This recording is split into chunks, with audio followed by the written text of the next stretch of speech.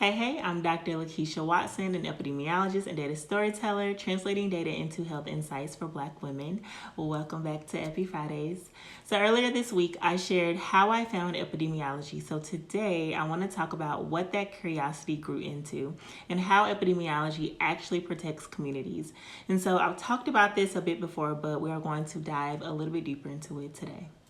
At its heart, epidemiology is about connecting the dots, right? Taking data and turning it into action that saves lives.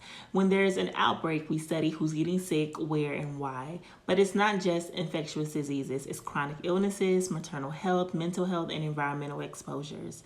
We look at how systems, policies, and environments shape outcomes long before someone ever steps into a clinic.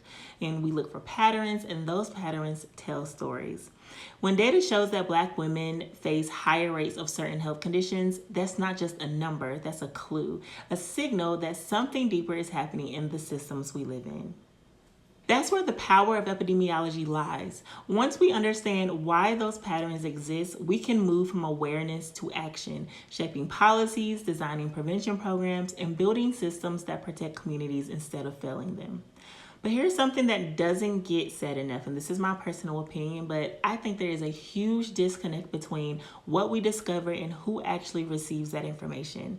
There are incredible studies being done every day, brilliant teams uncovering insights that could change lives, but too often those findings never make it past the walls of academia and research institutions.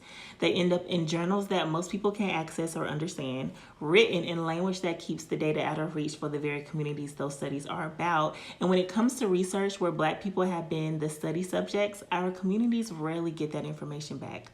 That's a problem because data that doesn't reach the people it's meant to serve, that isn't impact, it's missed opportunity.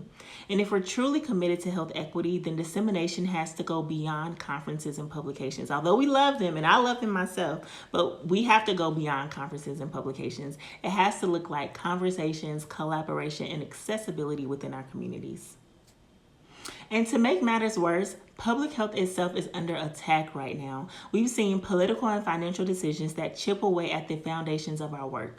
Funding cuts to prevention programs, policy changes that make it harder for people to access Medicaid or SNAP, resignations of leaders from well-respected public health institutions. All of this weakens our nation's ability to respond when the next crisis hits, whether it's a pandemic, an environmental disaster, or a chronic disease epidemic already in progress. Then, on top of that, there's the misinformation, the anti-science rhetoric, the constant questioning of expertise that creates confusion and distrust. When public health institutions and experts are discredited, people stop trusting the very systems designed to keep them safe.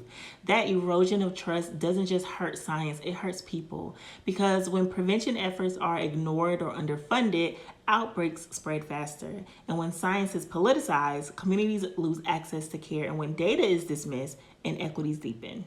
That's why epidemiology and the way we communicate it matters now more than ever. Epidemiology helps us make sense of chaos. It helps us trace the why, uncover the inequities, and make informed decisions that can literally save lives. But it's also our responsibility to make sure that the data isn't just collected, but also it's understood. That's where storytelling comes in. When I call myself a data storyteller, I mean that my job isn't done when I find the pattern. It's only done when that insight becomes empowerment. When someone can watch my videos and can say, oh, that's why that's happening in my community, or that's why I feel the way I feel, then feels equipped to do something about it and have more conversations about it, that is everything. Because epidemiology is powerful, but it's the storytelling that makes it personal. So yes, the data matters, the studies matter, the people matter most. And if we want to move from data to impact, we have to rebuild trust. We have to make the science accessible. We have to make sure that the knowledge generated about communities actually reaches those communities. Epidemiology isn't just about tracking disease. It's about protecting people, and it's about closing the gap between what we know and what we do.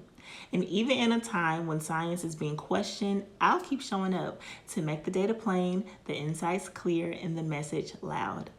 Thanks for watching Epi Fridays. I'm Dr. Lakeisha Watson, and I'll see you next week where we keep making public health personal.